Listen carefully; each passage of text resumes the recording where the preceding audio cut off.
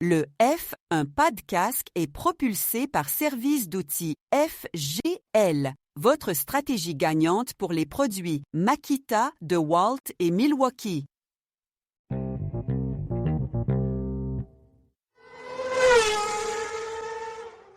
Vendredi 19 juin, mon nom est Martin Simon, Simon avec un C, et il me fait plaisir de vous souhaiter la bienvenue à un autre épisode du F1 Pas Casque. Aujourd'hui, c'est notre formule entre deux courses, ce qui signifie que je reçois certains de nos collaborateurs afin de discuter des sujets de l'heure dans le monde de la Formule 1, et on débute maintenant. Il est maintenant temps d'accueillir nos tricheurs, nos collaborateurs. Oh, Seigneur Dieu. Désolé. Ben On oui. s'en va, Simon.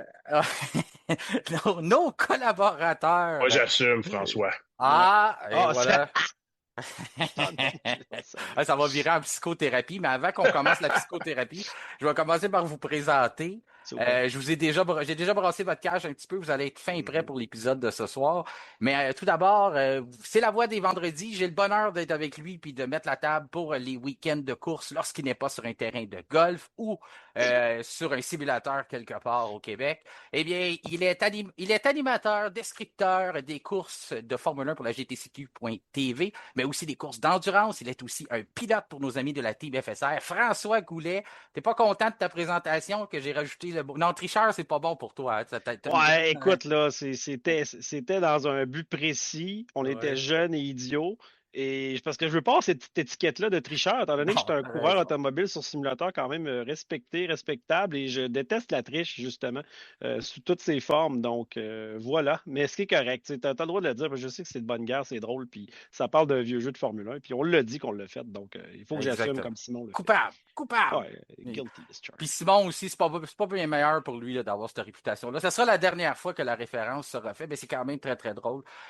Simon Bachand, auteur du livre Villeneuve-Schumacher, 1997, le duel qui a marqué une époque, qui reste toujours quelques copies pour la fête des pères. Il n'est pas trop tard si vous nous écoutez pendant l'épisode de vendredi. Ou même des fois, hein, on sait comment c'est les fêtes aujourd'hui, c'est pas toujours le jour même, fait que vous pouvez toujours donner le cadeau un peu plus en retardement. Mais il reste toujours des copies, Simon Bachand, pour ton livre Villeneuve-Schumacher 1997. Oui, il reste quelques copies là, disponibles rapidement. Les librairies Martin à Laval et Joliette et Carcajou à Laval. Sinon, en ligne sur le site de la librairie Martin ou www.ertaa.com. Parfait. Fait que ça, c'est bon pour les gens qui veulent s'en procurer une copie. François, on ne s'est pas parlé depuis le week-end à Barcelone. Il s'est passé bien des choses, puis on a plusieurs sujets ce soir qu'on va traverser pour les gens qui se demandent. Bien sûr, on va parler de Lewis Hamilton, on va parler de la course au titre qui a peut-être changé un peu de portrait avec le dernier week-end. Que serait un épisode du F1 Podcast sans parler de la duo? Mais on va aussi parler de Fernando Alonso, on a eu une discussion intéressante, Simon et moi, la semaine dernière, puis j'ai hâte de te questionner là-dessus, François. Mais tout d'abord, on va commencer par ce que j'ai affectueusement surnommé le shit show de Monaco. Avec ce qui s'est passé dans les dernières semaines, on finit pas d'en découdre sur ce qui s'est produit. On sait que Isaac Hadjar avait terminé troisième en théorie, de la manière que c'était arrivé une fois que les pénalités puis tout ça ont été additionnés, avait même monté sur le podium, avait célébré en compagnie de son idole Lewis Hamilton, pour ensuite apprendre quelques jours plus tard que la plainte d'Alpine s'était rendue au bon endroit, puis finalement la FIA était revenue sur sa décision et avait décidé de donner cette troisième place-là à Pierre Gasly. Ensuite, on a entendu toute la fin de semaine que Toto Wolff voulait porter plainte, avait des discussions avec les avocats. Mercedes a décidé d'aller de l'avant avec ça en début de semaine, de dire on veut questionner cette décision-là de la FIA. Dans le fond, on veut questionner les pénalités qui ont été données à George Russell dans la même procédure un peu que ce que Alpine a fait pour leur pilote Pierre Gasly. Puis là, finalement, la FIA décide qu'on a des preuves importantes qu'on veut présenter du côté de Mercedes. On décide de leur donner un rendez-vous samedi pour avoir une réunion. Puis là, finalement, on apprend dans les dernières heures avant l'enregistrement de ce podcast que vous écoutez que Mercedes ne se présentera pas samedi. Finalement, on a changé d'avis. On ne veut plus porter plainte. Du moins, c'est ce qu'on comprend entre les lignes présentement. Donc, ça ajoute au terme désolé, là, mais le shit show à Monaco qui se poursuit, qui semble ne pas vouloir terminer. Puis après ça, on a dans un dossier complètement indépendant, on a McLaren qui porte plainte sur la décision de la FIA de redonner la position à Gasly. Nous autres, on ne met pas en question la pénalité qu'on avait eue du côté de Oscar Piastri. On questionne simplement la décision de la FIA. Puis la même chose pour Red Bull. Ça pourrait être un peu plus long parce que ça va aller du côté de Paris à la Fédération internationale de l'automobile. Donc, on va traiter ça comme un dossier là, qu'on veut changer, dans le fond, une décision qui a été faite. Fait que c'est pas fait de la même façon. C'est pas comme demander un droit de révision. Je commence avec toi, François, parce que tu t'es pas prononcé là-dessus, parce que la dernière fois qu'on s'est parlé, c'était de la science-fiction de penser que ça arriverait. J'étais moi-même. Oui, c'est vrai, on pensait vraiment pas que ça arrive. Ben non, c'est ça. Puis je t'ai peut-être induit un peu en erreur, mais je pense qu'on n'était pas les seuls à penser ça, que de la manière qu'on s'en était pris du côté d'Alpine, on n'arriverait pas à retrouver possiblement, on l'a pas fait encore, mais possiblement avoir un trophée pour ce qui s'est passé à Monaco. Mais là, pour l'instant, on l'a. En théorie, on a cette troisième place-là. Donc, à première vue, es-tu surpris de cette décision-là, toi, François, puis de tout ce qui a découlé de ça, puis on a vraiment ouvert un panier de crabes du côté de la FIA? Oui, ouais, je suis tout à fait surpris parce que c'est drôle. Je me rappelle pas c'est quel journaliste qui en parlait après coup. L'autre fois, durant le Grand Prix de Barcelone, là, c'était à Sky Sports. Mais lorsqu'on revient en arrière sur des résultats sportifs, euh, comme tu dis, ça ouvre un panier de crabes. On ne sait pas où ça va s'arrêter. Puis là, après ça, ça ouvre la discussion à plein de choses. Tu sais, on va-tu enlever la main magique de Maradona pour le but? Tu sais, on Ouais. va-tu redonner le championnat à Felipe Massa finalement en 2008? Bon, Mhm. tu sais, il y a plein de choses comme ça. Fait que oui, j'ai été surpris que Alpine puisse gagner ça. Et là, ensuite, tout ce qui en découle, ben, c'est vraiment pas bon pour le sport. En fait, ça enlève une certaine crédibilité. Puis, tout le monde a agi de façon différente parce qu'ils ont purgé des pénalités. Adjar n'a pas forcé trop nécessairement pour Exact. se battre à certains égards ou pour garder, tu sais, mettons, il a compris un peu dans quel bateau il était à cause des pénalités des autres et là, ben, il perd son podium à cause de ça. Donc, il y a beaucoup de choses qui découlent du fait qu'il y a eu des pénalités ou pas durant la course, puis le fait de revenir sur ces résultats sportifs-là, ben, je pense que c'est pas bon pour le sport, ça enlève de la crédibilité à l'arbitrage de cela. Puis oui, honnêtement, je suis super étonné, puis je suis pas nécessairement content. Je suis pas content que ça soit pas nécessairement passé comme ça, mais qu'on revienne en arrière, là, tu sais, c'est comme faire une gaffe pour en annuler une qui avait déjà été faite, donc on s'enlise un peu. De ton côté, Simon, je sais que tu t'es déjà prononcé un peu à chaud là, ça commençait à sortir un petit peu là, en prise de conscience après une semaine, quand on regarde tout ça. Tu trouves-tu que c'est pas mal ce qu'on avait prédit? C'est qu'on a ouvert quelque chose, puis là, on a de la misère à le refermer. Ben, ton expression panier de crabe est bonne, là. Tu sais, quand tu commences à jouer dans des résultats passés, puis là, tu essaies de replacer les choses en disant, OK, ça devrait être juste, mais tu finis toujours par être injuste envers quelqu'un. Donc là, tout le monde va arriver avec ses récriminations, puis là, ça fait qu'on s'en sort jamais. Alors, je pense que la façon la plus facile, François avait des bons exemples. C'est-à-dire, une fois que c'est terminé, ben, c'est terminé. Et puis, tu sais, la décision est prise, puis on revient pas en arrière. Puis, dans bien d'autres sports, tu sais, il est arrivé des matchs serrés en séries éliminatoires. Puis là, moi, je pense au football américain, entre autres. Tu sais, il y a toujours une place, là, hey, il aurait dû appeler l'interférence du receveur ou il n'aurait pas dû Mm. l'appeler. Puis là, ça change toute la fin du match, puis ça détermine en quelque sorte le vainqueur. Et ça arrive à chaque année. La NFL ne se met pas à dire, ah, finalement, après y avoir songé, on a redonné le match aux Saints. Non, c'est pas ça, là, tu sais.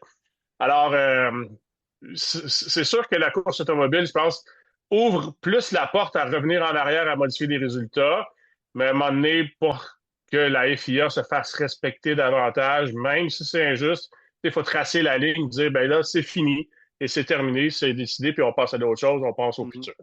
Puis Mercedes, là, qui décide, qui nous parle toute la fin de semaine qu'on est au téléphone avec les avocats, on décide de monter un dossier. Le dossier devait être suffisamment solide pour qu'on réussisse à avoir un rendez-vous. C'est même pas pendant un week-end de course. On va réunir les commissaires qui étaient là au moment de la course pour présenter la nouvelle preuve. Puis là, finalement, on décide de faire volte-face puis de dire, oh, finalement, on porte plus plainte. Est-ce que c'est clos dans le cas de Mercedes? Tu sais, je sais qu'on n'a pas plus d'informations, mais selon toi, est-ce que ça veut dire que c'est dossier clos? Parce que moi, j'ai l'impression que peut-être c'est qu'on prépare de quoi de plus gros, où on a vraiment compris que finalement c'est niaiseux, parce que là, Russell, on demandait à peu près de ce qu'on parlait, c'est de dire, faudrait peut-être qu'on redonne quelque chose comme 40 secondes, mais tu peux pas commencer à faire des matchs. Ah non, ça Alors, peut. c'est ça. Ben, t'avais pas vraiment une cause pour 40 secondes parce qu'une bonne partie des malheurs de Russell proviennent des erreurs qu'a fait Mercedes. Ouais. Puis, dans toute cette histoire-là, Mais j'ai pas commence voulu en d'une parler, pénalité. mais la dernière fois que j'avais entendu Totova dire, moi, je consulte mes avocats, c'était la fin 2021, puis ça s'est Ouais. terminé à peu près pareil. Ouais, t'as raison, ça a mené à nulle part. Mais ce que je veux dire, c'est que tu es conscient que les malheurs ont commencé pareil à cause de la pénalité, parce qu'après ça, oui, on n'a pas Ben oui, servi. absolument. Ouais, fait que eux Mais autres. après ça, est-ce que tu peux tenir la FIA responsable du fait que tu as bousillé ton arrêt? Ben là, c'est plus difficile. Mhm. Ouais. À la fin, tu es toujours responsable de tes gestes. Alors, moi, j'aime mieux une approche qui est peut-être injuste, là aussi, mais c'est celle de se placer en position pour que tu sois pas, pour que tu subisses pas de dommages si tu as une pénalité comme ça placée injuste. C'est-à-dire, va-t'en en avant, puis mène par 30 secondes, puis 5 secondes de pénalité, ça va être bien plus facile de l'avaler. Je sais que c'est facile à dire, là, c'est pas moi qui est dans Oh, oui, non, mais le t'as cockpit, ni dans les paddocks, mais à un moment donné, place-toi en position sécuritaire le plus possible, puis tu vas avoir moins de problèmes comme ça. C'est ça. Mais ça va dans le même sens de ce que vous avez dit, mais McLaren, dans leur plainte, eux, une plainte, je le dis, qui est indépendante là, de leur côté, eux autres, ce qu'on dit, c'est que ça crée un précédent pour le côté sportif puis le côté équitable du sport, ce que la décision que la FIA a pris.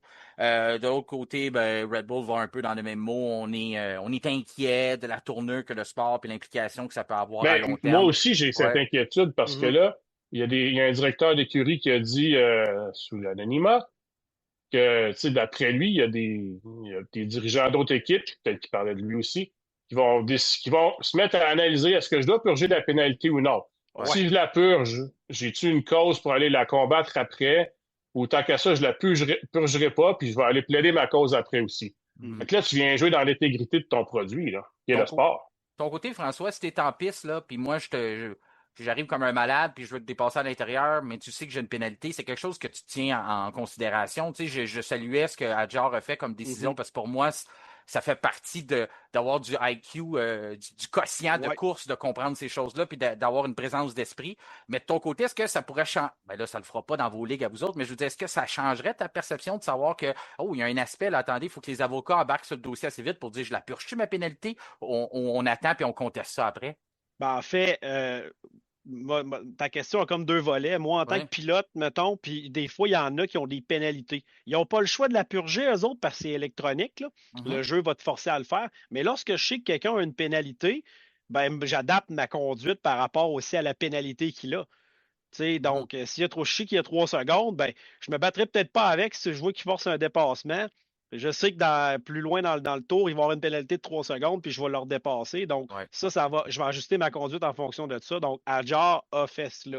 Maintenant, oui, ça ouvre une porte à dire, ben là, maintenant, cette pénalité-là, hey, on pense qu'on ne devrait pas la purger. Par conséquent, écoute, continue, purge-la pas, faisons-la pas. Mais je me posais la question justement, puis on va parler de ça.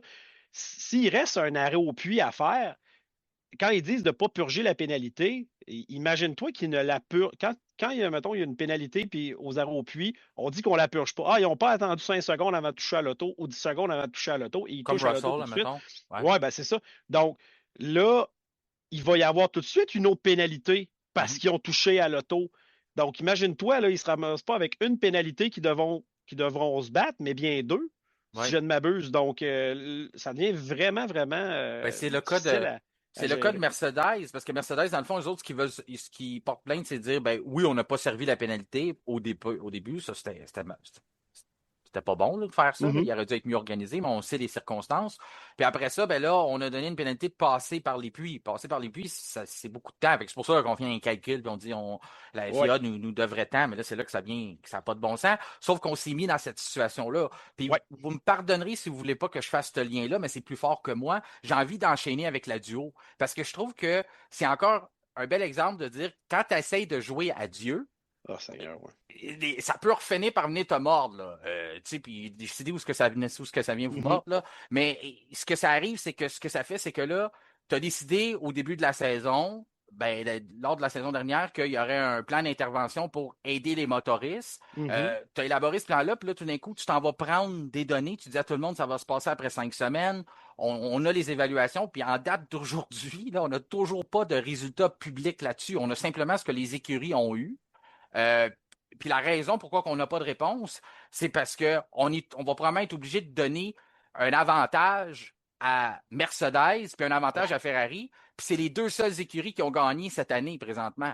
Fait que c'est un peu, encore là, on a pensé à quelque chose, puis là, on pourrait aller complètement puis dire on va se fier au règlement. Sauf que là, on veut pas. Fait que là, on est en train de jouer en arrière, de voir comment on peut jouer au bon Dieu, puis essayer de tout organiser ça pour que tout le monde soit content. Tu as Red Bull, Laurent Mekies qui mentionnait que nous, on veut pas changer la règle. On a adhéré à ce jeu-là. La seule chose qu'on veut, c'est voir les données, les datas. Parce qu'on a reçu un classement avec des noms, puis des chiffres aux côtés, mais le chiffre, c'est 1, 2, 3, 4.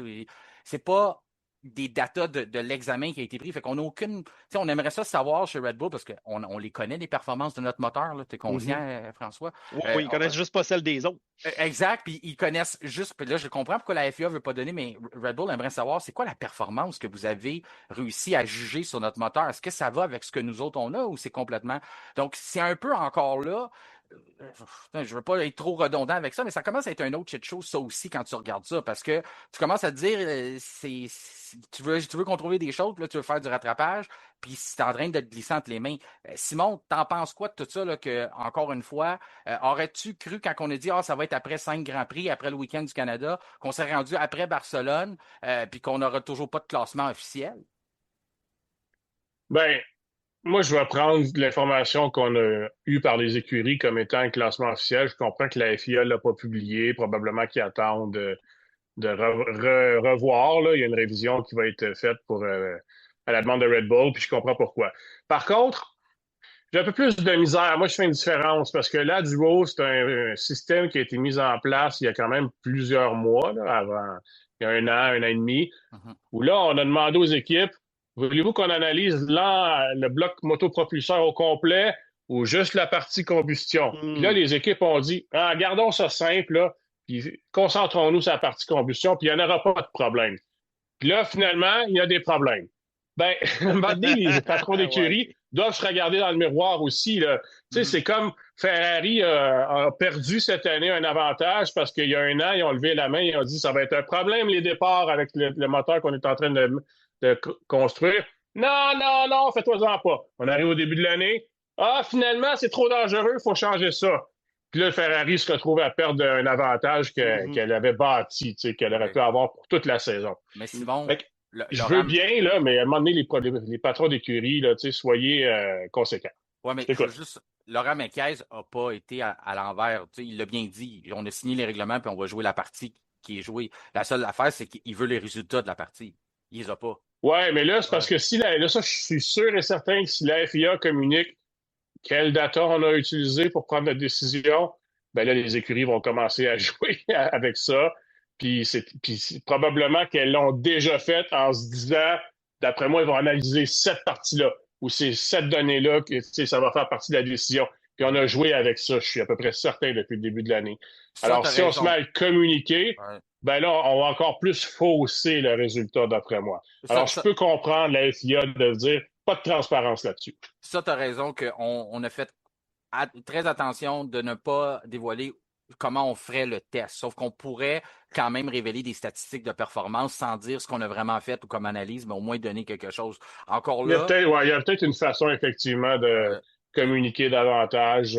Parce que c'est vrai que faudrait que ce soit officiel. Il faudrait que la FIA le confirme. Même nous, on aurait le droit. Les gens, on ne doit pas juste les podcasts. Là, je veux dire, le public en général. Exactement. Oui, absolument. On a le droit de le savoir parce qu'ils ont été publics depuis le début. Avec ça, ils ont été transparents. Ils nous ont donné les règles du jeu. Ils ont dit quand est-ce que ça arriverait. Ils ont dit quand est-ce qu'on modifierait ça. Finalement, on passe après le Grand Prix du Canada. Tout ça, puis tout d'un coup, silence radio. La seule chose qu'on a entendu, c'est qu'il y a vraiment une réévaluation qui se fait présentement parce qu'on veut être sûr de ce qu'on a donné ou de ce qu'on va donner. Avant de l'attribuer, mais une chose est sûre, c'est que ça se pourrait qu'on n'ait même pas les résultats et qu'on soit déjà rendu à faire un autre test. Là, j'exagère, mais ce qui est fou de ça, c'est que, imaginez, si on n'a pas déjà donné les avantages, là, les performances ou quoi que ce soit, puis que là, on refait un test dans 5 Grands Prix ou 6 Grands Prix, comme on va le faire, puis que là, Mercedes et Ferrari, ben là, ils n'ont pas eu encore ces améliorations-là, on les a pas données. On n'a pas pu les développer encore, bien sûr. Là, ils sont encore deuxième. Fait que là, on leur donne encore un avantage de plus, puis on accumule ça. Vous comprenez où est-ce que ça s'en va un petit peu? Absolument, mais à ce qui paraît, Ferrari est pas mal prête.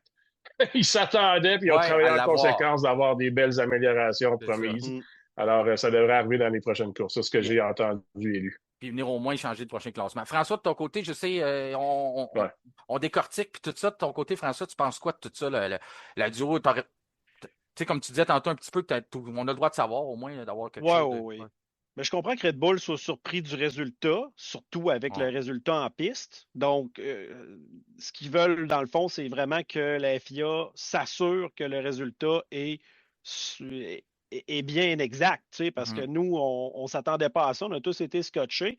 Eux autres, si on se fie au résultat actuel, ils n'auront pas d'opportunité de faire des améliorations. Seigneur, ils vont se retrouver plus loin, là, surtout considérant que il y a d'autres écuries qui peuvent les talonner un peu, qui auront, eux, le moteur Mercedes qui aura le droit à des améliorations. Bon, Ferrari, peut-être, c'est moins pertinent pour les écuries, on va dire, clientes. Là. Mais ça fait peur quand tu penses que Ferrari est en train de démontrer du beau progrès. Ben, je dis ça fait peur. C'est une chose, là, mais ça peut faire peur à Red Bull. Ferrari démontre des beaux progrès, puis là, sachant qu'ils vont avoir l'opportunité de faire des belles améliorations aussi. Je comprends Red Bull d'être dans cette situation-là. On en parlait l'autre jour, ça ne fait pas exactement le résultat qu'on voulait que ça fasse, c'est-à-dire niveler le plateau. Je te disais l'autre jour, il n'y a pas d'adduo de l'aérodynamique. Bon, tu disais oui, c'est sûr que quand tu as plus de temps en soufflerie, si tu es plus loin au classement, mais ce résultat-là au classement n'est pas juste une question aussi d'aérodynamique. Il n'y a rien qui va aller mesurer l'aérodynamique de quelqu'un puis lui donner une chance de l'améliorer. Donc, vu que c'est un tout, ça ne veut pas nécessairement dire aussi que les écuries qui sont on va dire, plus loin vont avoir une chance vraiment d'améliorer et de rattraper les autres en avant. C'est navrant, là. Mais on va devoir vivre avec ça, puis ça va être un beau sujet à traiter.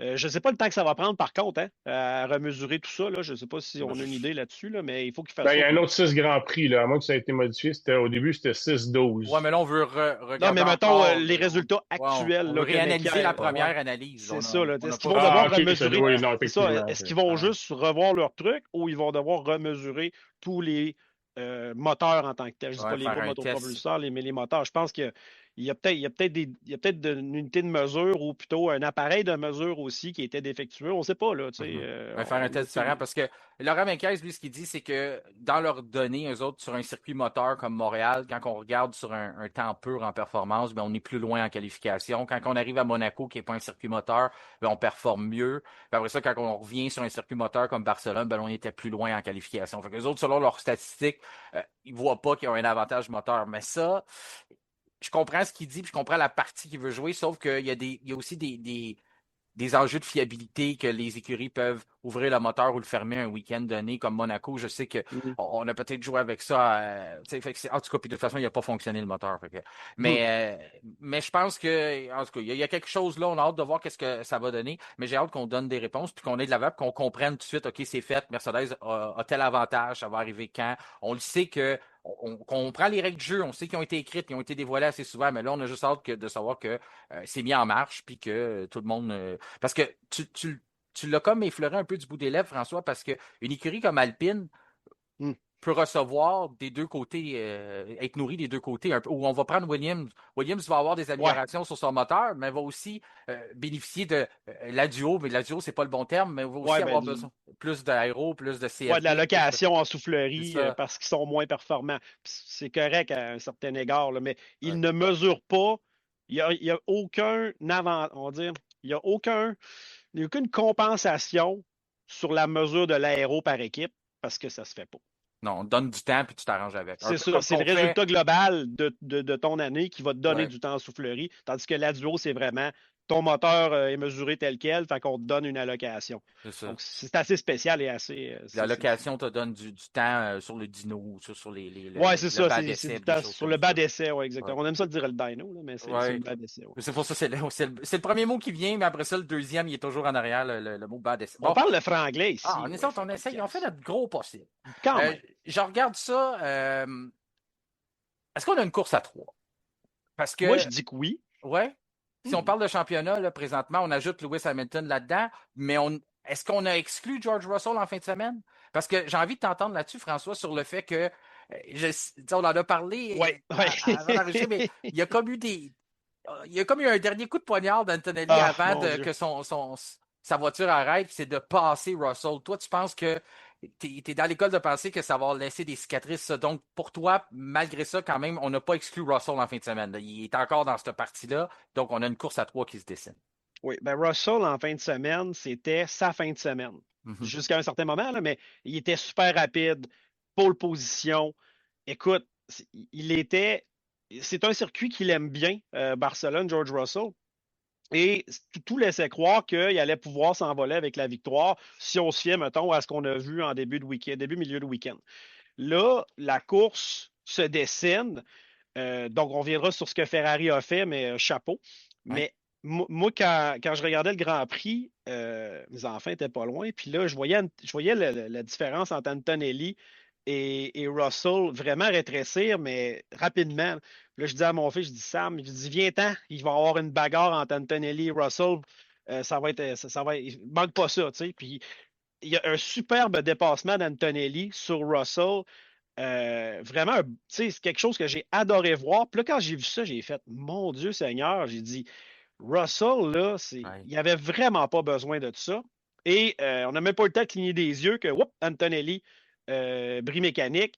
Donc là, c'est que, oh mon Dieu, ben, OK, c'est bon pour Russell parce que, je vais dire, ça va égaliser un peu. J'ai mis mes guillemets parce que lui, l'autre fois, il y a eu une perte de 25 points à cause d'un bris moteur. Tandis que là, ben, il y a un gain de 18. Fait qu'il y a comme une perte de 7 points sur ce bris qui est arrivé sur chacun des côtés. Mais le fait de s'être fait dépasser comme ça, à la régulière, par son coéquipier, alors qu'il avait beaucoup de vitesse pendant cette fin de semaine-là, c'est un autre coup d'épée, on va dire, qui va peut-être briser un peu la confiance de George Russell par rapport au fait qu'Antonelli est vraiment très performant, surperformant sur les espoirs peut-être que Russell avait cette année. Il pensait vraiment pas.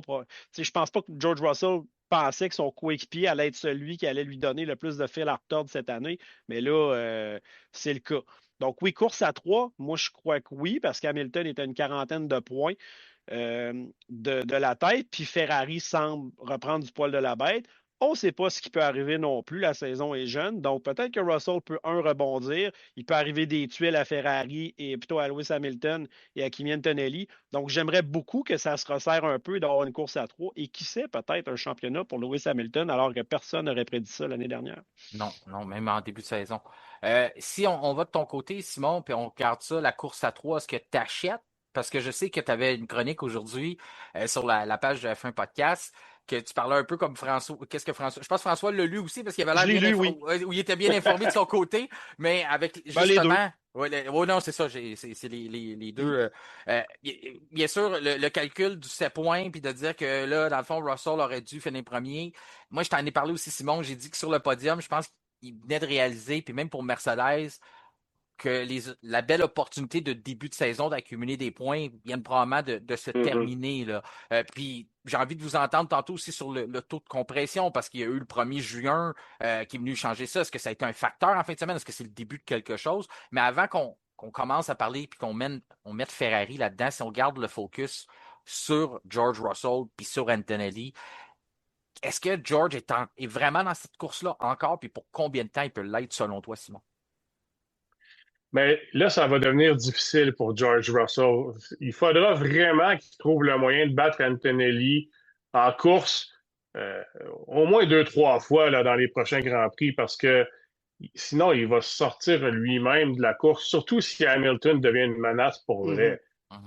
Il y a beaucoup de gens qui ont dit que dimanche dernier, et après, tu sais, Toto Wolff, après la course, avait des regrets en disant, ouais, les pilotes en se battant, ils ont perdu 5 à 6 secondes. Donc, tu sais, si tu calcules, ça aurait été plus serré. Ça ne veut pas dire que Hamilton n'aurait pas gagné, mais ça aurait été plus serré à la fin. Mercedes aurait eu une meilleure chance de gagner, donc on s'est nuit. Alors, est-ce qu'on va y aller avec le pilote le plus rapide? Et en ce moment, c'est Antonelli entre les deux. Alors, faut vraiment que Russell il trouve le moyen de tirer son épingle du jeu assez rapidement puis assez prochainement parce que sinon, il va lui-même se sortir.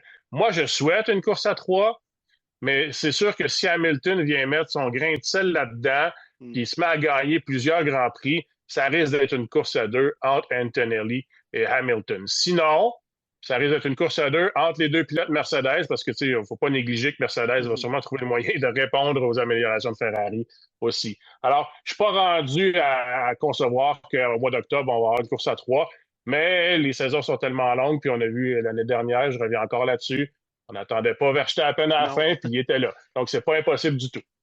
Moi, je suis persuadé que ce que Toto Wolff a dit après la course, c'est vrai.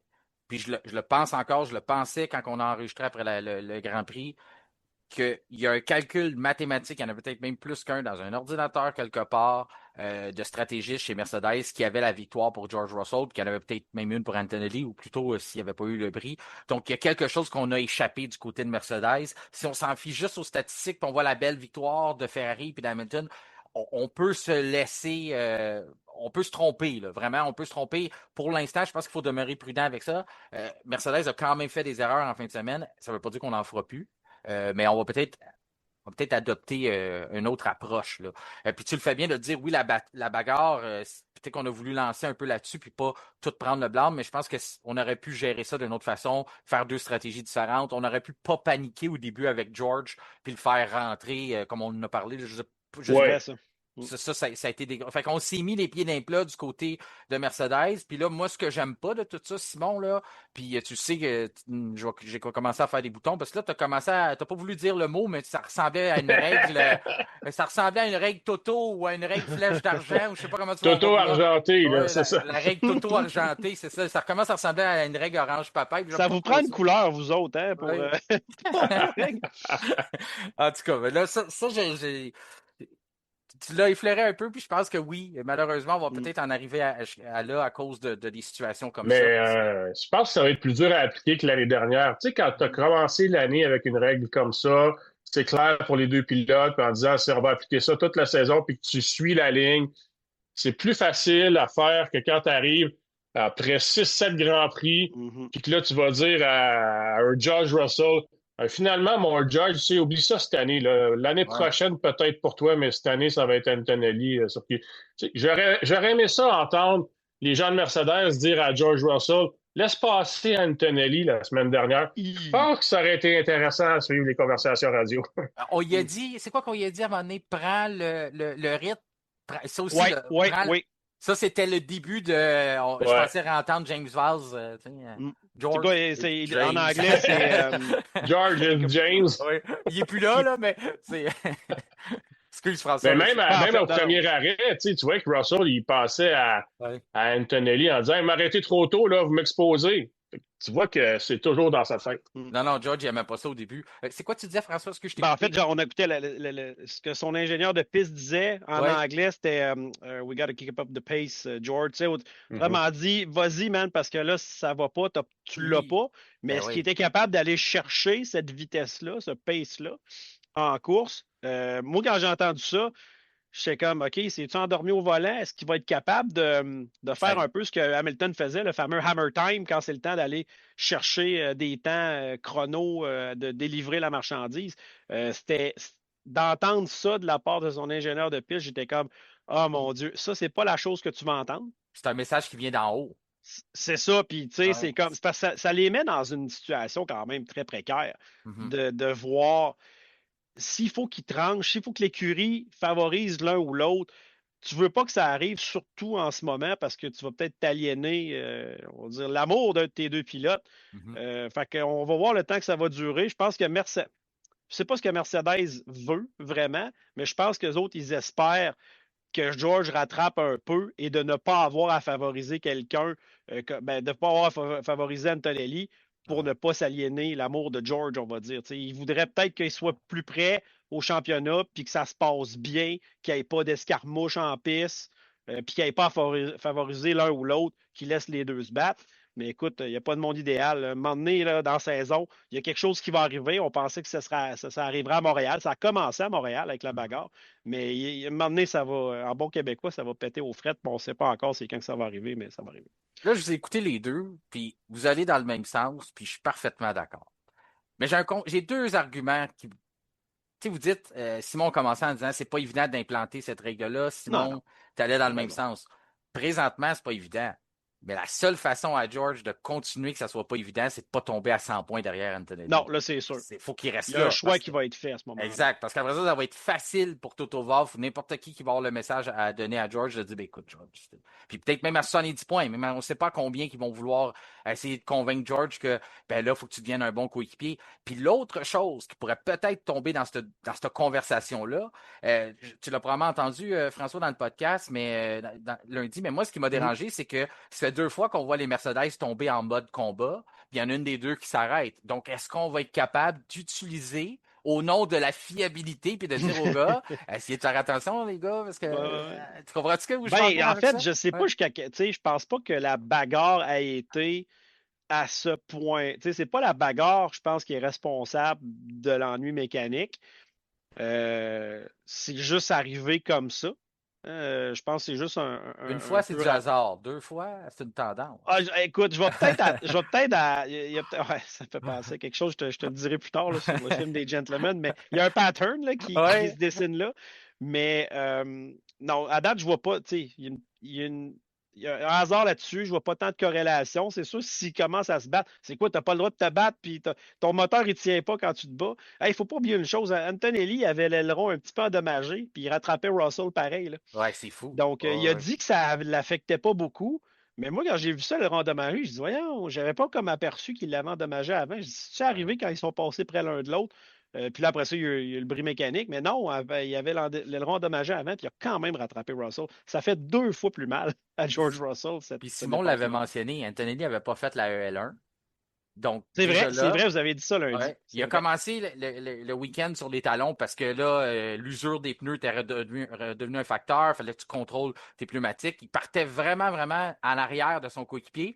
Puis, comme je te dis, c'était très symbolique. Puis, rendu vers la fin du week-end, dans la dernière portion du week-end, il était rendu en avant de George. Fait que c'est quand même, tu dis, il était pas là au début. Là. Il était à 3 dixièmes pendant la qualif. C'est ça, Simon, c'était de mémoire un peu plus que 3 dixièmes, hein? Qui était dans la qualif. À peu près ça, oui. C'est ça. Fait que t'avais ça, puis là, tout d'un coup, dans la course, il n'y a plus cet écart-là. Là. Il a réussi à trouver une façon. Donc, ça fait vraiment peur, c'était dans le camp Russell, parce que tu vois la progression à l'œil. C'est pas juste quelque chose qu'on va regarder sur 6 mois, puis on va dire, ah, wow, OK, ouais, il y a eu une belle progression. On ne s'en est pas trop rendu compte, mais là, qu'on le regarde sur papier, non, on est capable de le déceler d'une séance à une autre pendant le week-end ou même pendant la course d'un tour à un autre de voir la progression d'Antonelli. Puis ça, je trouve que c'est des mauvaises nouvelles pour le clan de George Russell. Maintenant qu'on a établi qu'il y avait une course à 3, que François a officiellement dit que Lewis Hamilton avait une possibilité d'un 8e titre, je pense que c'est ça que j'ai compris. Oui, tu y crois? Simon, je sais pas. Croire. Dire qu'on croit à une course à 3, ça veut-tu dire qu'on croit aux chances de Lewis d'être champion en même temps? Est-ce que pour toi, c'est la même chose, Simon, quand tu me dis qu'il y a une course à 3? Parce que moi, c'est pas ça que je dis. Je pense pas que Lewis peut être champion du monde à travers ça, mais je pense qu'il peut être dans la compétition jusqu'à la fin. Ben, si la Ferrari est très performante et si la Ferrari est la meilleure voiture d'ici la fin de la saison, Lewis a des chances. Si la Ferrari n'est pas la meilleure voiture, j'ai un peu de misère à le voir, là, être performant, aller au-delà de sa voiture pendant encore 15 Grands Prix. Okay. Ça, je trouve que c'est peut-être beaucoup lui demander. Mais, écoute, avec les améliorations qu'il va y avoir chez Ferrari et les améliorations moteurs permises par la Duo, là, écoute, c'est possible. Oui ou non, c'est la meilleure voiture présentement, Ferrari? Juste par oui ou par non. On va en venir un petit peu. Non, moi, je vais dire non, là. Non? Ouais, c'est dur en fait, non, parce que on a juste un échantillon pour C'est trop En tôt. faveur de ça, à date, on sait que c'est la Mercedes la meilleure voiture, une bonne voiture globalement. La Ferrari, déjà, moi, je suis hyper déçu qu'ils aient plus leur avantage au départ. Je trouvais ça Moi super aussi. intéressant Mhm. qu'à chaque départ, on a hey, les Ferrari vont passer en avant. Puis là, on avait eu des belles bagarres en début de course, mais ils n'arrivaient pas à les soutenir. Là, on a comme une Ferrari. Bon, c'est sûr qu'il a amené quand même beaucoup d'améliorations à Barcelone, selon ce que j'ai entendu. C'est très encourageant si la duo, ils sont capables de faire de quoi avec ça, parce que ça ne veut pas nécessairement dire qu'ils vont réussir aussi avec la duo. Là. Tu sais, Ouais. c'est un peu comme la soufflerie, ça ne veut pas dire que tu as la bonne recette en aéro. Donc, Ferrari, il y en a qui disent qu'ils ont le meilleur aéro. C'est plausible. Lando Euh, Norris. Ouais. ouais, bon, ben regarde, Jean-Paul Montoya disait qu'il pensait que Jean-Paul. ouais, excuse-moi, j'aime bien ça dire ça. Juan Pablo Montoya C'est disait que ben, il l'image. pensait que ouais.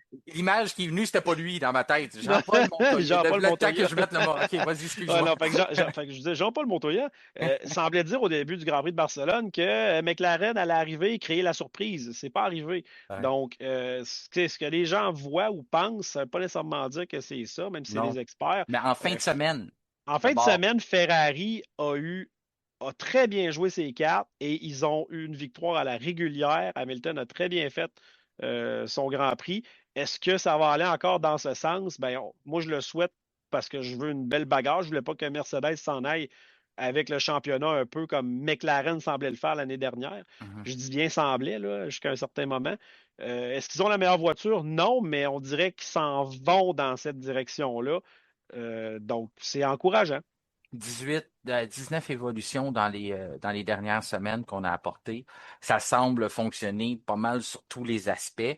Moi, Mhm. je vais dans le même sens que vous. J'ai peut-être essayé de vous tendre plusieurs pièges, Non, mais c'est correct. moi, je pense pas que c'est encore la meilleure voiture. Je pense qu'en fin de semaine, elle a très bien performé à certains moments. Les stratégies. J'ai envie de dire que ça a été une très belle victoire d'équipe en fin de semaine Ouais. parce que Lewis a livré la marchandise. L'ingénieur aussi. Hein, tu sais, Ricardo Adami l'année dernière, c'était pas fort. Là. Ah Ça non, volait non, pas on haut. voit que c'est différent, là, Ouais, la chimie cette année. ça sonnait souvent engagé, en tout cas. Puis là, après ça, c'est une façon polie de le dire. Puis après ça, quand on regarde, ben, mettant les stratégies, tout l'aspect mécanique. Tu sais, je le sais on a entendu en début de saison Lewis nous dire qu'il y avait des fois, on avait tellement l'impression qu'il avait dessiné la voiture, là.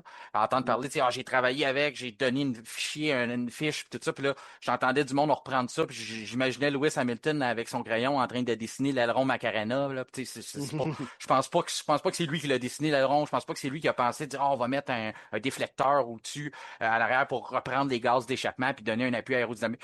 Sinon, si Lewis Hamilton est rendu qu'il est capable de faire ça, ben, je pense qu'Aston Martin devrait l'embaucher quand il va avoir terminé. Mm. J'allais justement dire peut-être que Fernando Alonso, il est dans sa planche à dessin en ce moment. Ouais, Ouais.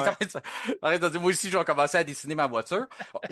Ça veut pas dire qu'il n'a pas donné des recommandations, mais je pense que, comme dans toute situation, il faut toujours essayer d'aller chercher la meilleure réponse possible. Puis on me l'a demandé souvent, de dire, qu'est-ce qui a changé? Ben oui, l'effet de sol, puis toutes ces choses-là. Mais quelque chose qui passe peut-être sous silence, c'est que le 1er février 2024, on a signé Lewis Hamilton. On a dit, OK, c'est beau, on fait son acquisition, puis il va s'en venir chez nous. Après ça, on a fallu attendre jusqu'à 2025 pour qu'il commence avec la Scuderia. Entre-temps aussi, il y a eu l'embauche de Loïc Serra, qui était chez Mercedes pendant plusieurs années. Puis c'est un ingénieur spécialisé dans le domaine des suspensions, dans le domaine de l'utilisation des gommes. Ça, plus précisément ça. C'est un gars qui a travaillé 16 ans dans le domaine de la pneumatique chez Michelin. Lui, il n'est pas arrivé tout de suite parce qu'il y avait sa fameuse période de jardinage, faire plaisir à Ouais. François. Oui, j'adore ça. Fait que lui, il ne pouvait pas tout de suite arriver chez Ferrari. Donc, il est arrivé, écoutez bien, en octobre 2025. Ce que ça explique, octobre 2024, ce que ça donne, c'est que la voiture SF25 de la saison dernière, il n'a pas travaillé dessus. C'est la première voiture cette année qui a vraiment contribué au développement. Et puis là, en fin de semaine, malgré toutes les améliorations qui ont été apportées, celle qui a le plus retenu l'attention, bien sûr, à cause de la façon qu'on a géré les pneumatiques, c'est les nouvelles jantes qu'on a placées sur la SF26, la nouvelle voiture de la Scuderia.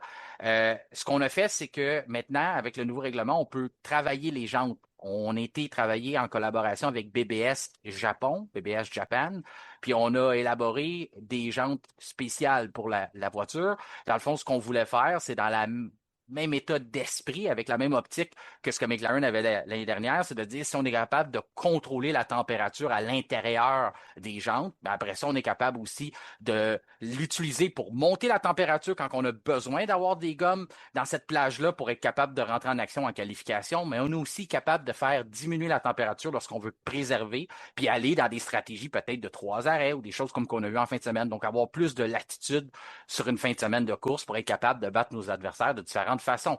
Comme McLaren avait fait, d'aller mettre beaucoup d'argent là-dedans pour comprendre ça, parce qu'on va être d'accord là, avec ça. Là, c'est la seule chose que vraiment que tous les écuries ont de pareil, c'est les gommes. Après ça, bien sûr, il y en a qui ont les mêmes moteurs et ces choses-là, mais le pied d'égalité, normalement, même s'il y a des petites différences de fabrication, là, Pirelli n'aimerait pas ça que je dise ça, mais il y en a, ça a l'air. Mais quand on est le plus près possible, c'est là. Donc, si tu es capable d'aller chercher un avantage là, les gains sont significatifs parce que là, tu t'en vas directement dans le champ de bataille que tout le monde est supposé d'être sur un pied d'égalité. Donc, si tu comprends comment ça fonctionne, ben, tu vas avoir l'avantage en qualif, tu vas avoir l'avantage aussi en course. Donc, Loïc Serra, qui est arrivé chez Ferrari, je pense que c'est quelque chose qu'il ne faut pas négliger aussi dans l'apport technique. De tout ça, ça va faire partie de l'ensemble, puis il va falloir les surveiller d'ici la fin de la saison parce que les améliorations qu'on apporte fonctionnent. Et puis là, maintenant, on semble avoir pris l'avantage sur comment gérer nos pneus.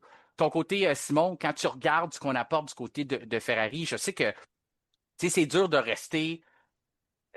Je ne veux pas être sceptique avec l'écurie parce que dans les dernières années, on nous a habitués à apporter des choses. Finalement, après ça, une fin de semaine, tout semble bon. Puis là, après ça, tout s'écroule. On arrête de comprendre notre voiture. Barcelone, c'est un endroit quand même qui, normalement, a un effet miroir là, sur une reste d'une saison. Si on regarde, là, je pense qu'il y a une statistique qui donnait justement que à part Oscar Piastri, mais même là, on a gagné le championnat constructeur, que depuis quasiment les 15 dernières années, la personne qui gagne là ou la voiture qui gagne là, normalement, on finit par être champion du monde ou champion constructeur. Donc, est-ce que tu donnes beaucoup d'importance à Barcelone, puis est-ce que tu regardes d'un œil attentif de dire, wow, cette année, on apporte beaucoup d'évolution du côté de Ferrari, mais on semble aussi être capable de frapper dans le mille, ce qu'on ne faisait pas par le passé. Et c'est surtout cette dernière partie-là, je pense, qui est importante, puis tu le soulignes bien. Et là, on amène des évolutions, puis il y a des résultats concrets, des améliorations concrètes en piste. Donc, on est capable de le voir. Puis, moi, je fais partie du lot de gens qui pensaient que McLaren allait être l'écurie qui allait se rapprocher plus des Mercedes vu le moteur. Et puis, la menacer de temps à autre, mais Ferrari a vraiment l'air. Et c'est sûr que peut-être que le jugement est faussé parce qu'on a vu en fin de semaine, mais c'était quand même tellement impressionnant que quelque part, on n'a pas le choix d'accorder beaucoup de crédibilité à cette victoire-là. Puis tu soulignes bien le fait que Barcelone, même si c'est plus comme dans les années, tu parlais, tu sais, qu'à Barcelone, le champion du monde gagnait. Dans les années 90, c'était tout le temps ça, là. Puis là, ces dernières années, vu que les circuits sont moins atypiques, il y a plus de différences, tu sais, je pense que c'est moins vrai. Mais en fait, ça reste que ça récompense quand même la meilleure écurie ou la meilleure combinaison de pilotes. Tu sais, il n'y a pas vraiment de surprise à Barcelone. Alors, à quelque part, peut-être que dans 5-6 Grands Prix, on va dire, ben c'est vrai, Ferrari, c'est rendu la meilleure voiture, puis c'est même pas serré, comme l'a dit Lando Norris. Alors, pas le choix d'accorder quand même une bonne crédibilité à ce qui s'est passé en fin de semaine. Oui, parce que les dernières années, Simon, la tendance, comme je dis, Piastri n'est pas champion du monde, mais on est champion constructeur. Après ça, les 4 années d'avance, c'est Verstappen qui gagne là, qui gagne le titre. Puis après ça, ben, c'est des Hamilton, puis c'est lui qui gagne les titres. Donc la tendance, je sais que Hamilton et Verstappen ont été dans des grandes dominations, mais la tendance est quand même là que normalement la voiture qui performe bien à Barcelone finit avec le trophée à la fin de l'année. Encore là, toutes les tendances sont faites pour être brisées. Là. Ton côté, François, est-ce que tu accordes beaucoup Est-ce que tu prends Ferrari d'un autre œil, le fait que là, Lewis est en bonne forme, on l'a vu en fin de semaine, on l'a vu à Montréal, on l'a vu à Monaco, mais aussi le fait que là, on commence à frapper dans le mille, on commence à comprendre ce qu'on fait puis ce qu'on sort de l'usine du côté de l'écurie italienne. Ben, tout à fait, parce que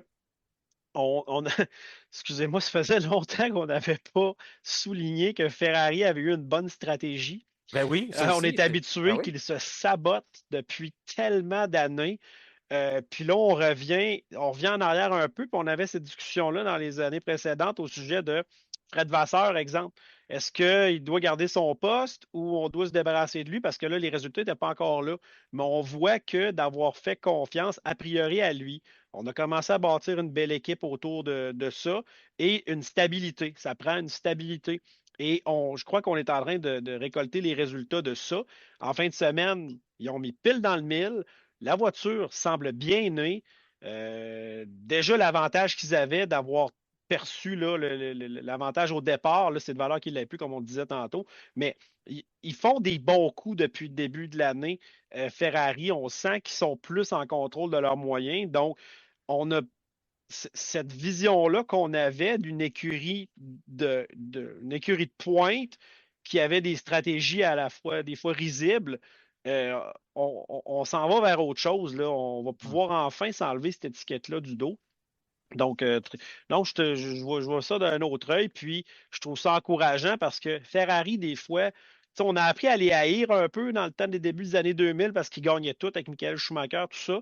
Mais là, à un moment donné, on est content de les voir revenir un peu parce que des grands champions qui sont allés chez Ferrari, malheureusement, puis qui n'ont pas réussi à redonner les lettres de noblesse à cette écurie-là. Puis c'est une écurie quand même qui doit gagner une fois de temps en temps parce que c'est l'écurie la plus vieille de la F1. C'est un peu porte-étendard de la F1. Puis Ferrari, c'est ça, c'est du gros prestige. Fait que je suis content un peu qu'ils reviennent parce que je veux pas les voir être risibles parce que je trouve que ça fait pas de sens. Non, puis on l'a évalué en fin de semaine, là, l'impact de ça, de deux grosses entités comme Lewis Hamilton, comme Ferrari, qui gagnent, Mm. euh, qu'on soit fan de Lewis, qu'on soit fan de Ferrari ou pas, si on est fan de Formule 1, on peut pas être contre ça. Ça veut pas dire qu'on leur souhaite le championnat, ça veut pas dire on n'est pas obligé. Là, je comprends que les gens ont encore de la partisanerie, puis c'est normal, ça prend ça. Mhm. Sauf que quand on regarde d'un œil vraiment plus business ou pour Mhm. l'intérêt du sport, ça a fait jaser beaucoup. Puis ça a amené l'œil de des personnes qui ne regardent pas nécessairement la Formule 1 présentement, qui ont jeté un coup d'œil pour voir Ah, Lewis Hamilton a gagné, ah, Mhm. c'est un grand pilote, puis en plus, c'est avec Ferrari, puis tout ce que ça fait.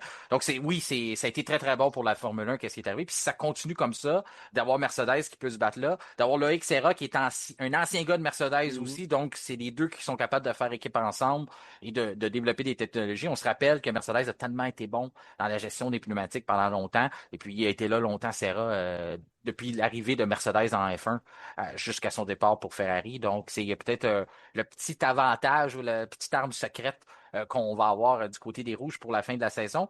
Quelqu'un qui aimerait bien avoir une arme secrète, du moins qui pensait en avoir plusieurs, ben, c'est du côté d'Aston Martin. Tu Mhm. sais où est-ce que je vais en venir avec ça, Oui. François, puis Simon, il Mhm. sait. Aston Martin, ça va pas bien. Je sais pas, ça Ah, va pas très Seigneur. bien. On est C'est vrai? rendu. On n'aura pas d'amélioration avant la pause d'été. On est même rendu que ça va peut-être être après la pause d'été. Ça, c'est Mike Crack qui parle maintenant, parce que Mike Mhm. Crack, on l'a dit, t'es plus directeur d'écurie. On a emmené Adrian Newey. Finalement, on parle plus à Mike Crack qu'on n'a jamais parlé avant. Avec trouver l'erreur. Mais tout ça pour dire, ça va pas bien du tout, du tout, du tout du côté d'Aston. On en parlait dans le podcast de vendredi, dans le podcast de lundi, comme Mhm. quoi que on est rendu derrière les Cadillacs. C'est vraiment une risée. Ouais. Puis C'est pas là, normal, ça. non, C'est très, très difficile à accepter là, quand on y ouais. pense. Puis tu disais que AJ Newey quoi, avait mentionné qu'il y avait le cinquième ou le quatrième châssis. Mhm. Ah, là, c'est plus bas que ça, je pense. Ouais, c'est plus bas que ça. On apporte. Mais c'était lui là, qui avait dit ça. Bien sûr, ça venait pas de toi. Là. Mais Ouais. puis quand on regarde ça, ben là, le moteur, ça va pas bien. On dit qu'on peut pas apporter des améliorations parce que faut régler les erreurs. On va être largué complètement, complètement. Et puis là, il y a eu la rumeur comme quoi que Fernando Alonso pourrait quitter pour retourner chez Mhm. Alpine. François, tu t'es pas prononcé là-dessus, puis Non. j'ai envie de jouer à un jeu avec toi. Je sais pas tout de quel côté tu vas, mais tu nous diras ta vraie opinion après. Mais moi, mettons, on s'occupe de l'agence de Fernando, là, OK? Puis mon partenaire dans l'agence, Simon, là, j'ai quasiment réussi à ce qu'il arrête de me trouver fou, là, de penser ça, là, qu'il pourrait s'en aller chez Alpine. Il commence à se ranger peut-être de mon bord. Je sais pas, il en est rendu où, on s'en est pas reparlé depuis lundi, là. Mais j'ai envie de dire, essaye de nous convaincre que c'est pas une bonne idée pour Fernando d'aller chez Alpine. Puis si t'en as pas, c'est correct. Mais as-tu un bon argument à nous donner de dire, ah non, il faut qu'il reste absolument chez Aston Martin avec tout ce qu'on sait depuis le début de l'année, puis ce qu'on sait qui s'en vient ou qui s'en vient pas plutôt. c'est très difficile. C'est de savoir aussi combien de temps il reste à Fernando Alonso en Un an, on va F1. dire. On va dire que c'est Bon, un an. il reste un an.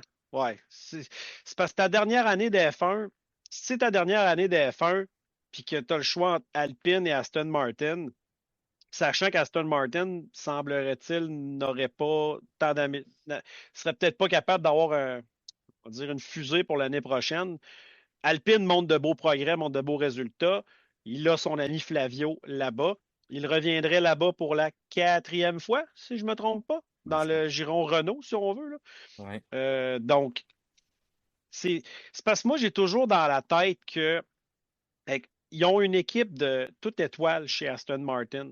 C'est pas normal que ça fonctionne pas. Puis Adrian Newey, on peut pas le compter comme battu. Fait qu'est-ce qui arrive si, tu sais, puis Alonso, là, malheureusement, il apporte la guigne avec lui. À chaque fois qu'il fait un changement d'écurie, ça va pas où il s'en va. C'est vraiment probablement le pilote le plus malchanceux parce qu'il aurait dû Il y a un remporter peu de sa beaucoup plus. faute là-dedans. Ouais, Là, ouais, bon, on se comprend, mais il a fait des mauvais choix au mauvais moment. Sauf que Ouais. qu'est-ce qui arrive si il s'en va puis que finalement, il trouve, on va dire Aston Martin trouve la recette secrète Ouais. puis que finalement, tu sais, Adrian Newey nous pond quelque chose de très bien. Sérieusement, j'ai beaucoup de misère, mais s'il lui reste un an, oui, qu'il aille avec Alpine pour aller chercher de meilleurs résultats, euh, je dirais oui. S'il reste 2 ans, je rongerais mon frein chez Aston Martin en espérant qu'Adrian Newey fasse un miracle comme il l'a déjà fait auparavant. Donc, François, j'adore les arguments que tu as essayé de sortir. Puis je comprends, là, c'est moi qui t'ai demandé de te prêter à ce jeu-là. Là. Mais si on regarde les améliorations, on prend juste Ferrari, ils n'ont apporté 18 dans les 2 dernières semaines, on est à 0 du côté de l'écart à combler, autant au niveau moteur qu'au niveau châssis. Qu'on dise ce qu'on voudra d'Adrian Newey, il y a des problèmes dans le châssis aussi. Je comprends que Honda a une grosse partie des responsabilités, mais c'est pas tout parfait non plus. Là. Il y a des choses qui ont des départements qui se sont pas parlé. Il y a des. pas tout à fait. Là. Je vois pas comment qu'on va récupérer ça. Je vois pas comment qu'on va pas décider déjà à un moment donné entrevoir peut-être une autre réglementation de dire notre objectif c'est 2028 ou je sais pas. Je sais pas Ouais, ben, comment il faut peut-être qu'ils repartent, comme on dit en anglais, from scratch, là, de Ouais, à repartir 0-0, mais. à zéro, mais est-ce que ça implique comme Ah, développement, décision, etc. McLaren le fait. On peut dire, OK, on va s'inspirer de C'est McLaren. déjà arrivé dans l'histoire Ouais. de la Sauf Formule qu'on avait un moteur Mercedes. Donc, Mhm. on savait à la base on a un bon moteur, donc c'est motivant. Mais là, tu peux pas te consoler en disant ça. Tu peux pas te dire, ben, on a un bon moteur, il suffit de faire une bonne voiture puis de mettre les bonnes personnes en place. Non, on n'a pas ça. Simon, tu Ben, vois ça comment? Ouais, vas-y. Honda avait, tu sais, à une certaine époque, Honda était revenu, quand il est revenu en Formule 1, ça n'a pas bien marché avec McLaren, Non. mais quand même, on va dire Racing Bull, là, Red Bull. Toro Rosso à l'époque Ouais. avait voulu essayer avec eux autres, puis finalement l'écurie Reine, on va dire, avait plutôt Ben, c'est une transition. Ouais, la grosse écurie Ouais, c'est ça. c'est ça, Ouais. avait fait confiance et à leur dernière année avant qu'ils se retirent, avait donné une fusée avant de quitter. Donc, c'est quelque chose qui peut tout aussi bien se reproduire. On souhaite, là, mais je ne dis pas que ça va arriver, mais on ne sait jamais ce qui va arriver. Ils peuvent peut-être trouver l'ingrédient et finalement avoir une bonne voiture avec un bon groupe autopropulseur si les gens travaillent bien. Dire, qu'est-ce qui arrive s'ils ont une très bonne voiture finalement puis qu'Alonso s'en va, il va-tu le regretter? Écoute, c'est vraiment difficile de concevoir ça. Je suis content de ne pas avoir à faire ce choix-là moi-même. Moi, je pense qu'il est. Puis, ça va peut-être évaluer ton travail si tu m'as convaincu ou pas, mais moi, je pense que le choix est encore facile à faire. C'est direction Alpine. Ah ouais, moi je suis Ben là, moins convaincu, à Martin. l'heure où je te ouais. parle, oui. Ah ouais, il va y avoir il va y avoir de la discorde dans notre agence, Simon. On a Ben, des problèmes. On va avoir à un. l'heure où on se parle, c'est sûr, je préfère être dans une Alpine que dans une Aston Martin. Mais, Ouais. tu sais, avec, comme je te Et dis, avec quelle l'équipe. écurie a le potentiel de croissance le Bingo, plus grand? bingo. Ouais, c'est sûr. On s'entend pour deux Mais tu choses. pars de où? Parce que c'est ça, c'est correct le potentiel, mais tu pars de loin. Tu sais, le Ah potentiel oui. de croissance, Alpine, on est à 2 bonnes améliorations de percer le top 5 régulièrement, peut-être, on ne sait pas. Mhm. Le top 5 régulièrement. Ouh, ça va être difficile, mais écoute, comme il y a de plus en plus d'abandon, c'est pas impossible. Moi, je vois vraiment le choix d'Alonso. Vous jouez au poker, les gars? Texas Ouais. Hold'em? Ouais, ça arrive. Ouais. Là, tu sais qu'il te reste à peu près 15 mains à faire. Mhm. Là, Tu vas-tu y aller avec un 10 puis un valet ou tu vas attendre d'avoir une paire de 4 en espérant qu'il y ait un brelan de caché? Mhm. C'est à peu près ça son choix. Ouais. Il sait qu'il faut qu'il se commette bientôt puis il n'y a pas grand-chose. Là, Il n'y a pas de temps. C'est ça. Il n'y a pas le c'est temps ça. devant lui. C'est pas Carlos Fait que, Sainz. tu sais, Honda, vous l'avez bien souligné, les gars, Honda, là, depuis l'an 2000, ils viennent, c'est vraiment pas bon, puis tout à coup, paf, ça explose, c'est excellent. Mais ça prend du temps. Mhm. Et Alonso, je suis pas sûr qu'il y a 2 ans encore devant lui. En fait, il a dit que non, tu sais. Mm. Malgré tout, ça reste quand même que tu as l'ambition d'Aston Martin. Je veux pas, je vois pas la même volonté chez Alpine. Tu as Adrian Newey, tu as tous les autres qu'on est allé chercher. C'est sûr que jusqu'à maintenant, ça ne fonctionne pas. Non. Mais si tu veux C'est gagner normal. une course avant de te retirer, tu vas-tu la gagner chez Alpine ou tu as plus de chance chez Aston Martin? Pour Moi, je l'instant, pense que c'est encore chez Aston. c'est à moins que tu fasses une grille inversée, c'est Alpine. Là. Ouais, mais Alpine, ça va être une essaie victoire de- par hasard. Là. Ouais, ça va être à Oui, Monza mais- à cause qu'il y a de la pluie. mais Là, Aston ou à Hungaroring, là, on Ouais. l'a vu. Mais vraiment, là, vous pensez que dans 6 mois, Aston Martin va pouvoir être. Ça va prendre un coup de chance aussi si on espère gagner chez Aston Martin, même dans 6 mois, dans 7 mois. Là. Pas avant la fin de l'année, mais Non, l'année tu sais, prochaine. l'année prochaine, ouais. Ouais, mais dans 6 mois, c'est l'année prochaine. On est en juin. OK, mais...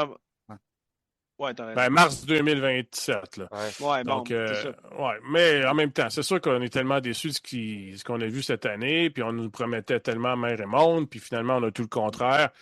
Alors, tu sais, Mais on sait que c'est pas Alonso normal. déciderait de partir, je le blâmerais pas vraiment, mais sûr. malheureusement pour lui, je pense que s'il veut gagner une course, il y a quand même plus de chances chez Aston Martin qu'à un moment donné, on trouve l'élément magique qui fait qu'on se met parmi les premiers. Là. Tu sais, à un moment donné, ils vont dire, Adrian Newey va arriver, les gars, le frein à main était encore dessus depuis tout Ben, c'est ça, tu comprends?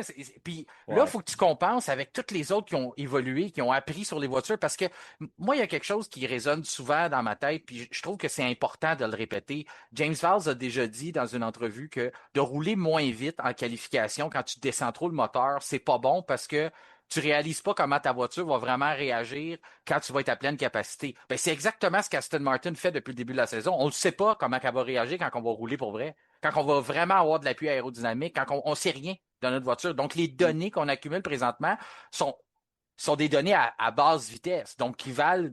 Les nouveaux problèmes vont apparaître quand on va atteindre des bonnes vitesses de pointe, quand on va être capable de faire un circuit à pleine capacité pendant plusieurs tours. Après ça, la chaleur va rentrer en ligne de compte, la gestion des pneus. On essaie du mieux qu'on peut. Là. Vous le voyez, là, pendant des départs, on prend des gommes différentes des autres, puis on essaye de faire ça comme si c'était des essais libres. Sauf que la piste ne réagit pas pareil quand tu roules 350 dessus que quand tu roules 320. C'est pas pareil. La suspension n'a pas le même stress. Les pneus n'ont pas le même stress. Toute la physionomie de la voiture ne répond pas de la même façon. Donc, c'est pour ça que quand on fait les tests de peinture et ces choses-là, on a besoin d'être capable d'aller vite. Donc, pour l'instant, le retard qu'Aston Martin est en train de prendre, du fait qu'on n'est même pas capable d'apporter des améliorations parce qu'on ne sait même pas ce qu'on doit améliorer, parce qu'on n'a même pas un état clair de notre voiture.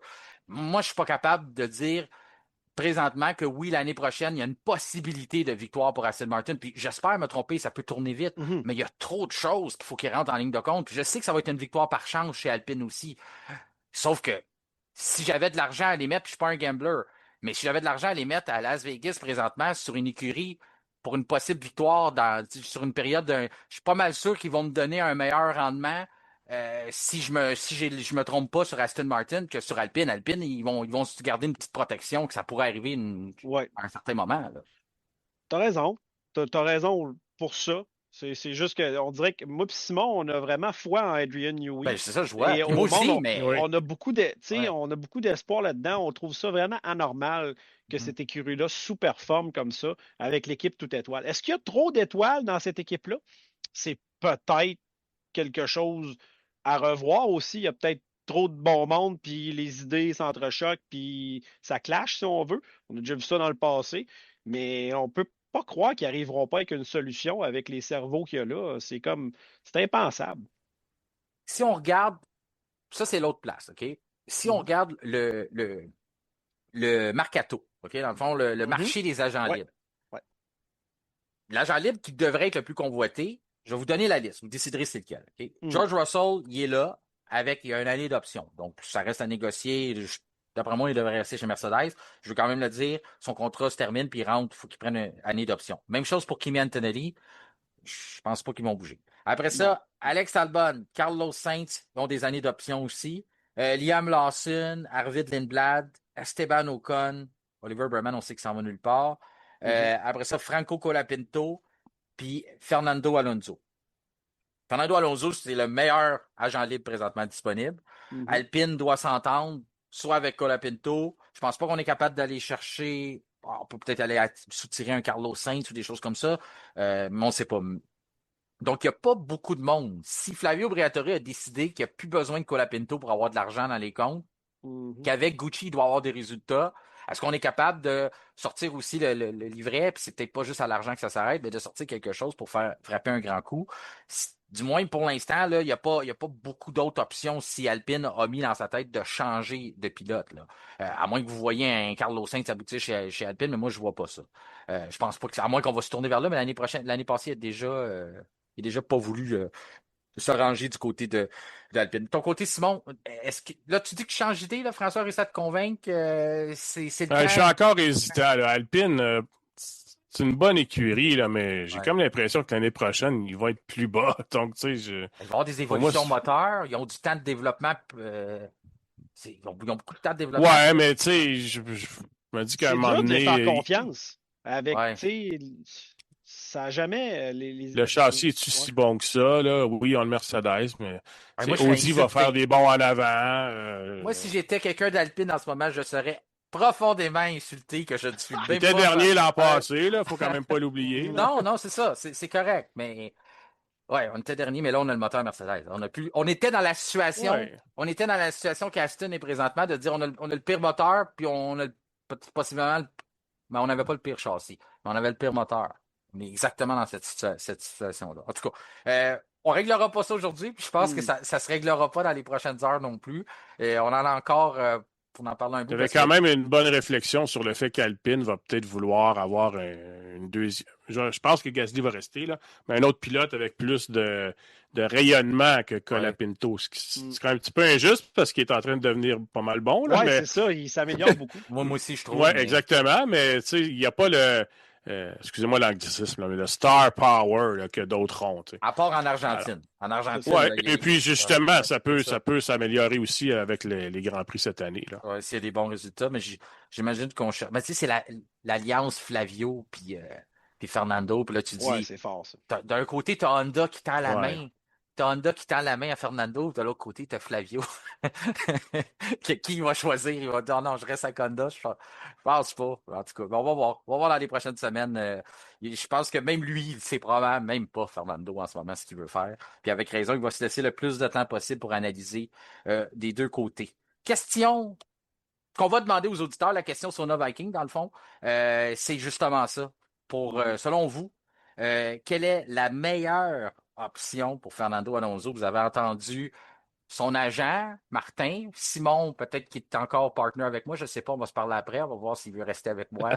Puis après ça, on a François qui travaille pour Aston Martin, qui essayait de nous convaincre. Donc, est-ce qu'il a réussi quelque part à convaincre quelques-uns d'entre vous? Donc, la meilleure option pour Fernando Alonso la saison prochaine, c'est Aston Martin, Alpine ou la retraite, parce que ça pourrait être aussi l'option, mais je pense pas. Je pense qu'il va rester. Donc, à vous de nous éclairer là-dessus de votre côté. J'ai une question qui est arrivée d'un auditeur cette semaine. C'est Albert qui nous a écrit. C'était adressé à Simon. Puis, je veux juste...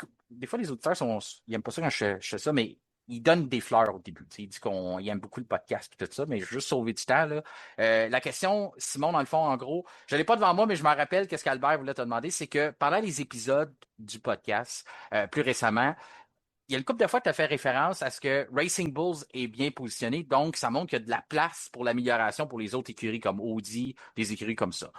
Ce qu'Albert nous dit, il veut savoir pourquoi tu dis ça, parce que pour lui, Racing Bull, c'est une écurie qui est respectable, qui fait un travail décent. Là, on n'essaie pas justement de ne pas être compétitif. Donc lui, il voulait comprendre c'est quoi que lui il manque là-dedans et pourquoi tu vas vers là en disant que comme si le fait que Racing Bulls est là, ben, ça montre que Audi pourrait progresser ou que d'autres écuries pourraient prendre leur place. Ben, le jugement qu'Albert a sur Racing Bull, puis merci pour la question, puis vous faites bien de me demander de préciser ma pensée. Donc, il est bon, tu sais, Racing Bull fait du bon travail. Ils font ce qu'ils ont à faire cette année, et je trouve même qu'ils vont au-delà. Donc, tu sais, il n'y a aucun reproche envers ce que Racing Bull fait. C'est juste que Racing Bull, ça demeure à la base une écurie de développement. Donc, il est là pour aider Red Bull à atteindre ses objectifs. Racing Bull n'est pas là pour gagner le championnat du monde. Donc, quand je les vois terminer les deux voitures dans les points, je me dis c'est excellent. Mais je me gratte la tête un peu en voyant Williams, Audi, Aston Martin derrière Racing Bull au classement. Puis j'arrête pas je suis pas capable de voir les choses autrement que de me dire il devrait être devant les Racing Bull. Alors, c'est vraiment pas un blâme envers Racing Bull.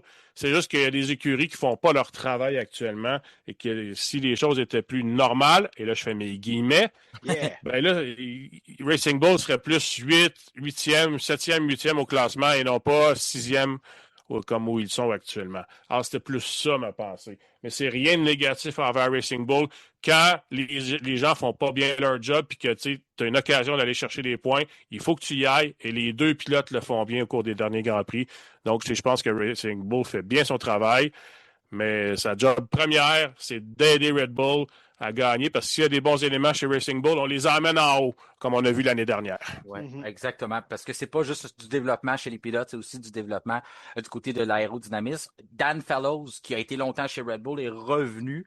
On se rappelle le passage chez Red Bull. Puis là, maintenant, il est là. Donc, il aide probablement d'autres ingénieurs à prendre de l'expérience. Mais oui, ça fait drôle un peu à dire que quand l'année commence chez Racing Bulls, ben, on vise pas vraiment le championnat. Donc, dans cette optique-là, je comprends exactement ta pensée. Simon, merci de l'avoir clarifié. Merci aussi à Albert d'avoir envoyé une question. On en reçoit beaucoup, puis c'est le fun de les joindre à l'émission puis tout ça. Puis si vous voulez nous écrire, ben gênez-vous pas, surtout pas, que ce soit par Messenger ou que ce soit par adresse courriel, n'importe où.